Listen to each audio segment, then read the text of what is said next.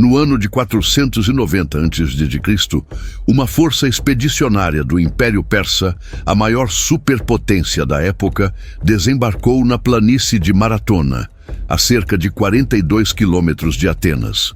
O objetivo era punir a cidade-estado grega por seu envolvimento em uma rebelião anterior e estabelecer uma base para a conquista da Grécia.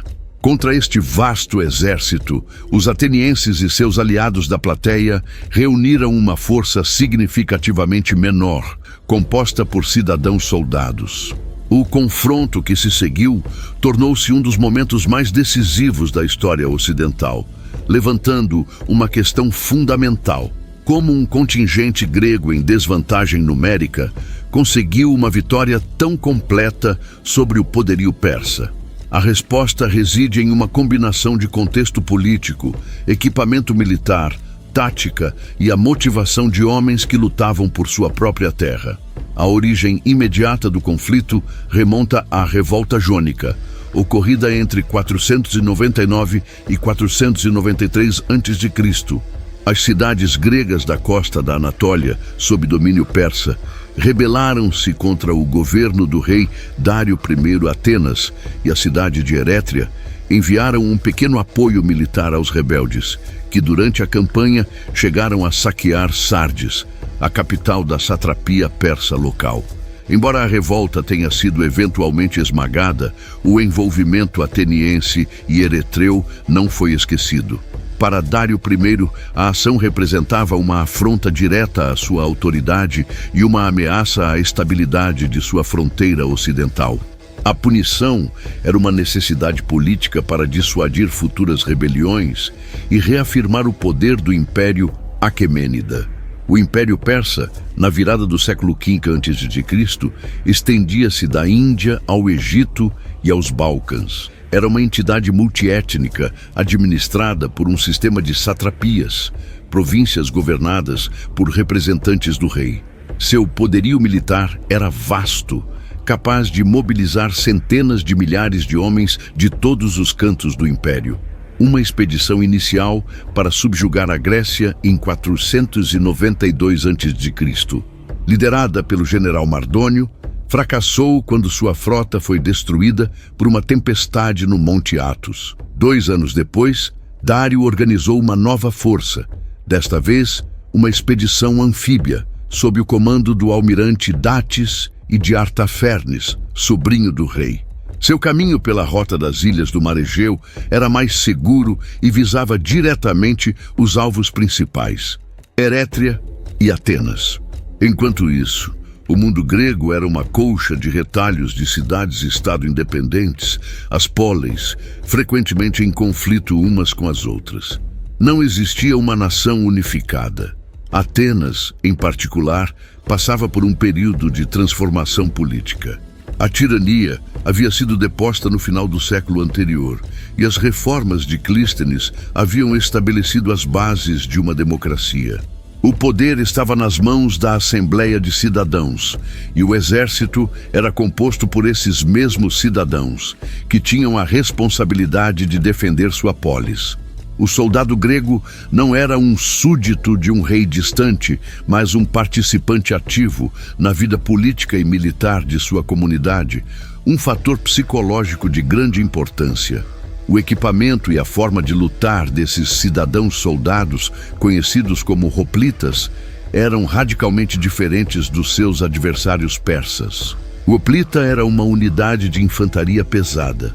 Seu equipamento defensivo, a panóplia, consistia em um grande escudo redondo de madeira e bronze chamado áspis, que cobria o guerreiro do queixo aos joelhos. Usava também um elmo de bronze, muitas vezes do tipo coríntio, que protegia toda a cabeça, um peitoral de bronze ou linho laminado e caneleiras de bronze.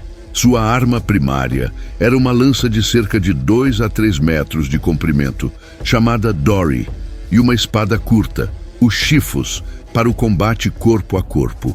O peso total deste equipamento podia chegar a 30 quilos. Os hoplitas lutavam em uma formação densa chamada falange. Os soldados se postavam em fileiras cerradas, ombro a ombro, com seus escudos sobrepostos, criando uma parede de bronze e madeira. A eficácia da falange dependia da coesão e da disciplina.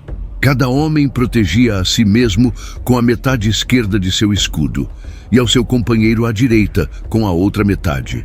Era uma formação projetada para o choque frontal, avançando como uma força unificada para esmagar a linha inimiga através de peso e pressão. Sua principal vulnerabilidade eram os flancos e a retaguarda, que eram expostos e necessitavam de proteção. O exército persa, em contraste, era muito mais heterogêneo, refletindo a diversidade do império. A infantaria era predominantemente leve. O soldado persa típico usava pouca ou nenhuma armadura, talvez um colete de couro ou tecido acolchoado. Sua proteção principal era um grande escudo retangular de vime, chamado spara, que era eficaz contra projéteis, mas oferecia pouca resistência a uma lança de hoplita. Suas armas ofensivas eram uma lança curta, um arco e um punhal, ou espada curta. A tática persa tradicional baseava-se na combinação de armas. A infantaria formava uma linha de escudeiros que fincavam seus spara no chão, criando uma barreira. Atrás deles, fileiras de arqueiros disparavam saraivadas de flechas para enfraquecer e desorganizar o inimigo antes de um avanço da infantaria ou de uma carga de cavalaria. A cavalaria era um componente crucial e prestigioso do exército persa, algo que os exércitos gregos, com exceção de algumas regiões como a Tessália, possuíam em número muito limitado. A planície de Maratona foi, inclusive, escolhida pelos persas por sugestão de Hípias, o ex-tirano exilado de Atenas, que acompanhava a expedição, precisamente por ser um terreno plano e ideal para o emprego de cavalaria. A força persa que desembarcou em Maratona era, portanto, uma força de armas combinadas, dependente de mobilidade e poder de fogo à distância, enquanto o exército ateniense era uma força singular de infantaria pesada, projetada para o combate brutal e próximo. A campanha de 490 a.C. começou com sucesso para os persas. Eles navegaram pelo Egeu, subjugando ilhas no caminho. Chegaram à ilha de Eubeia e sitiaram a cidade de Erétria. Após 6 dias, a cidade caiu devido à traição de 2 cidadãos. Erétria foi saqueada, seus templos queimados e sua população escravizada, cumprindo a primeira metade da missão punitiva de Dário. A notícia da queda de Erétria chegou a Atenas, gerando um clima de urgência e medo. O próximo alvo era a própria Atenas. Assim que souberam do desembarque persa em Maratona, os atenienses agiram. Primeiro, enviaram um corredor profissional, Fidípides, a Esparta, para solicitar ajuda. Esparta era a principal potência militar terrestre da Grécia, e seu exército de hoplitas era o único totalmente profissional. Fidípides cobriu a distância de aproximadamente 240 quilômetros em apenas 2 dias.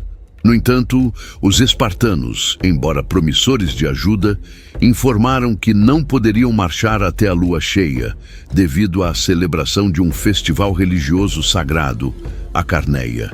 Isso significava um atraso de cerca de 1 semana. Atenas teria que enfrentar o invasor praticamente sozinha. Apenas a pequena cidade vizinha de Plateia, em gratidão por uma aliança anterior, enviou todo o seu contingente de hoplitas, cerca de 1.000 homens, para se juntar aos aproximadamente 9.000 atenienses. O exército ateniense marchou para Maratona e ocupou as colinas que cercavam a planície, bloqueando as 2 principais saídas que levavam a Atenas. Essa posição estratégica lhes dava uma vantagem defensiva.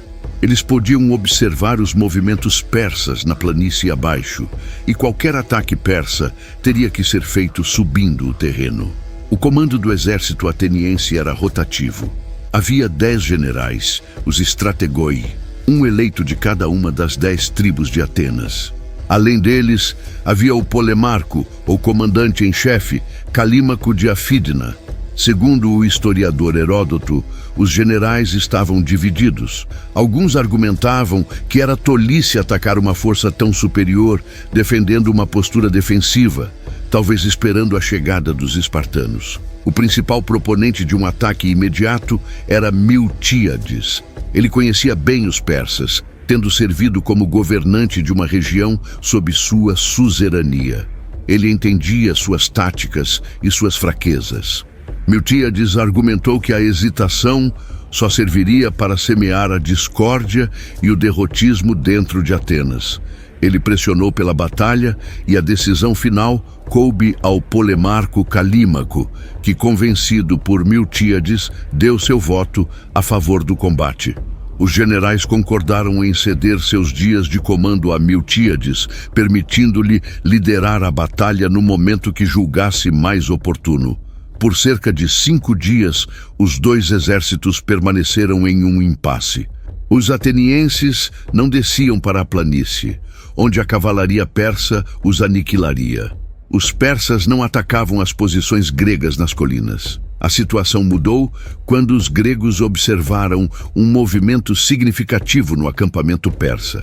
Datis e Artafernes, talvez impacientes com o impasse e querendo forçar uma conclusão, decidiram dividir suas forças. Eles começaram a reembarcar parte de seu exército, principalmente a cavalaria, nos navios. O plano provável era contornar a península da Ática por mar e atacar a cidade de Atenas diretamente, enquanto o restante da infantaria mantinha o exército ateniense ocupado em Maratona. Miltíades percebeu que aquele era o momento crucial. Com a temida cavalaria persa fora de ação, temporariamente embarcando ou já no mar, a maior ameaça à sua falange de hoplitas estava neutralizada. Ele ordenou que o exército grego se preparasse para a batalha. Sua disposição tática foi audaciosa e inovadora. A prática padrão da falange era manter uma profundidade uniforme em toda a sua linha, geralmente de 8 fileiras de homens. Em Maratona, o exército grego precisava estender sua frente para igualar a linha persa e evitar ser flanqueado.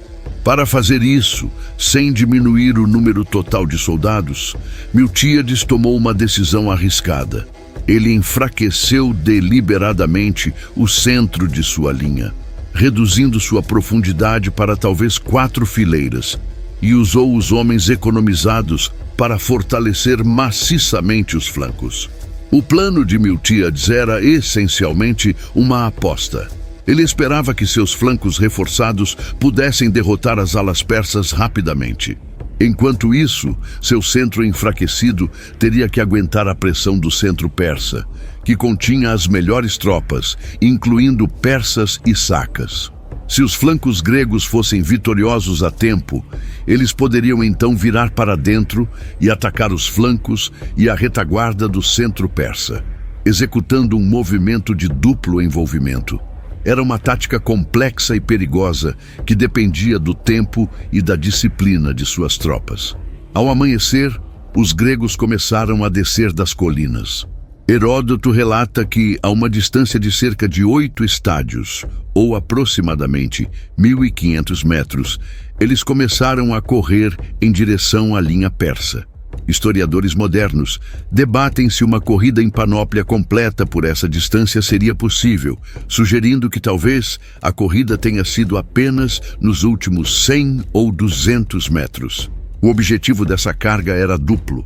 Primeiro, criar um ímpeto avassalador para o choque inicial da falange. Segundo, e mais importante, minimizar o tempo de exposição às saraivadas de flechas dos arqueiros persas, que eram mais eficazes contra um alvo lento ou estático.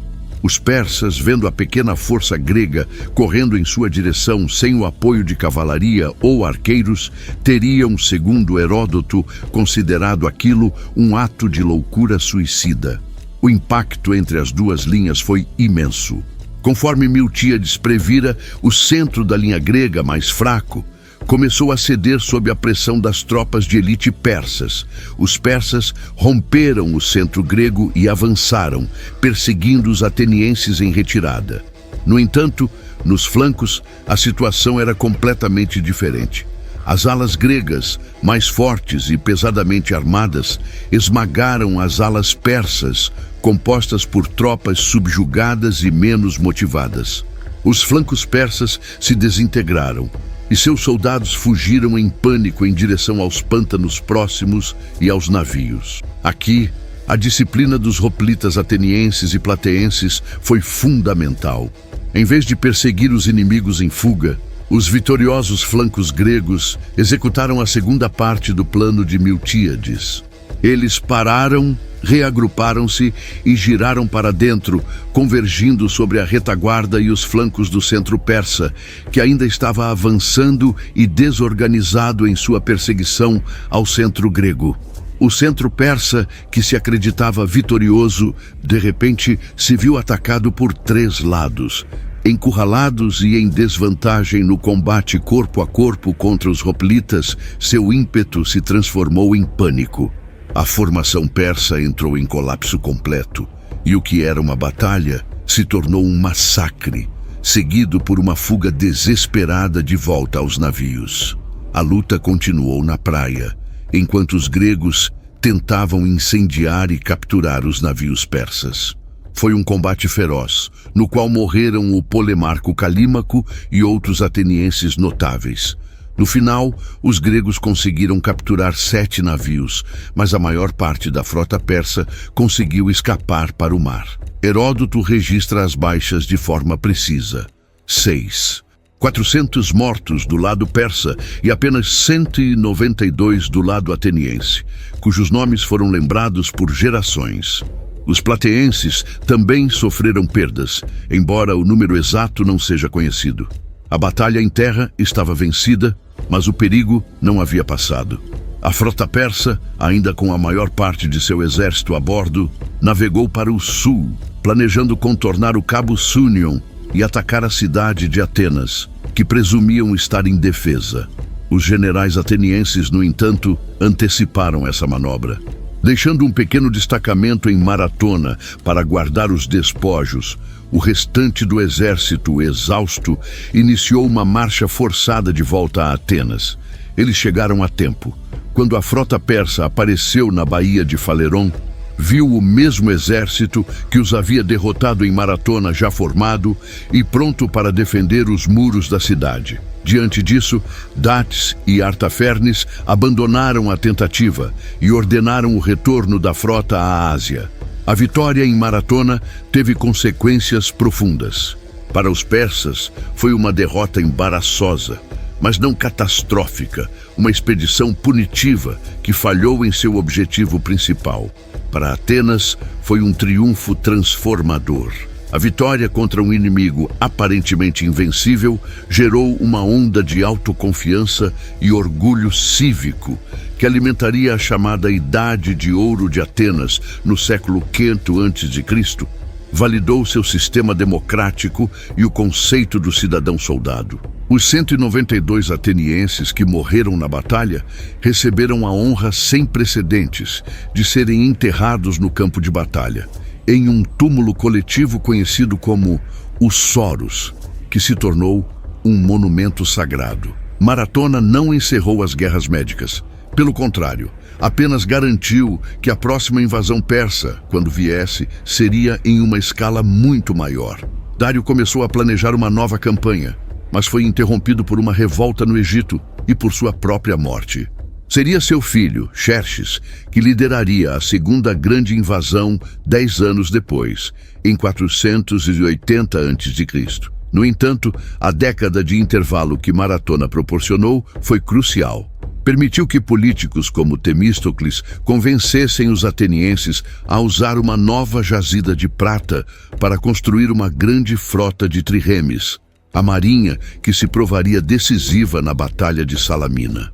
Em retrospecto, a vitória grega em Maratona não foi um milagre, mas o resultado de fatores concretos. A liderança tática de Miltíades, que explorou a ausência da cavalaria persa e implementou um plano de batalha brilhante, o equipamento superior do hoplita para o combate corpo a corpo, a coesão e disciplina da falange, o conhecimento do terreno e o uso estratégico das colinas. E, finalmente, a motivação dos soldados que lutavam não por um rei distante, mas pela defesa direta de suas famílias, sua liberdade e sua forma de governo. Foi a colisão de dois sistemas militares e duas filosofias políticas, na qual a infantaria pesada e a determinação cívica prevaleceram sobre a força de armas combinadas e a estrutura de um império.